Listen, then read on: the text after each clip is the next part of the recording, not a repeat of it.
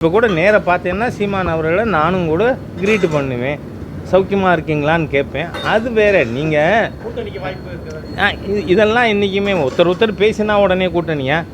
என்னுடைய வீட்டு விசேஷங்களுக்கு எல்லாத்துக்கும் திரு ஸ்டாலின் அவர்கள் வந்திருக்கார். என்னோடய மகள் 2 பேர் திருமணத்துக்கு வந்திருக்கார், என்னோட 60க்கு வந்திருக்கார். அப்படின்னா என்ன பிஜேபி திமுக கூட்டணின்னு அர்த்தமா? இன்னும் ஏன் திரு டி.கே. ரங்கராஜன் அவர்கள் வந்திருக்கார், காங்கிரஸ் தலைவர்கள் வந்திருக்காங்க. இதெல்லாம் அரசியல் நாகரிகம். இதுக்கும் கூட்டணிக்கும் சம்மந்தம் இல்லை. இப்போவும் ஆம்ஸ்டாங்கில் அது என்கவுண்டரே இல்லைங்கிறேன், தப்புன்னே சொல்லலையே. அது என்கவுண்டரே இல்லைங்க. ஏன்னா ஒரு காமன் சென்ஸ் இருக்குல்ல நமக்கு.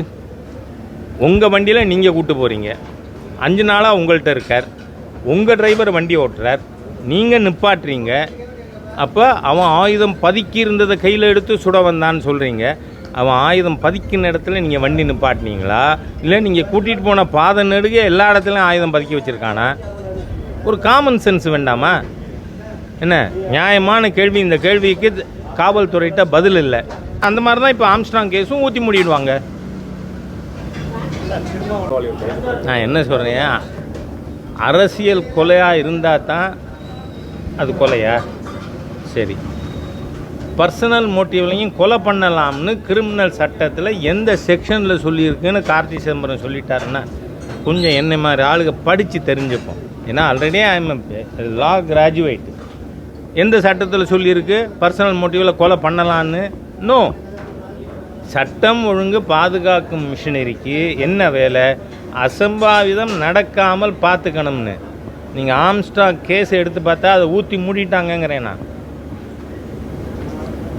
என்னைக்கு அந்த என்கவுண்டருங்கிற பேரில் ஒரு கொலை பண்ணாங்களோ, உங்கள்கிட்டே இருந்தவர் 5 நாளா அவர் வண்டியில் நீங்கள் தானே கூட்டிகிட்டு போனீங்க. சரி, வண்டியை நிறுத்த டிரைவர் உங்கள் டிரைவரா அவரோட டிரைவரா?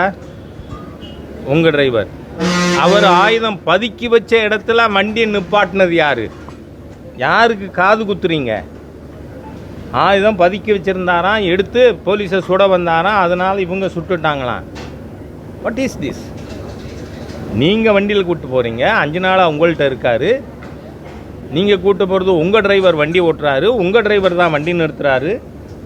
ஆனால் அந்த இடத்துல அவர் ஆயுதம் பதுக்கின இடத்துல ஏன் நிறுத்தினேன்னு கேட்குறேன்னா, அப்படி ஒரு கால் எடுத்திருந்தா அதுவே நடந்திருக்கா?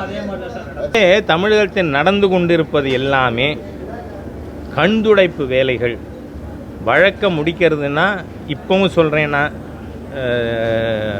முதலமைச்சர் அவர்களுக்கு சிபிஐட்ட ஒப்படைச்சார் ஆம்ஸ்ட்ராங் கேஸை. உங்களால் முடியாது.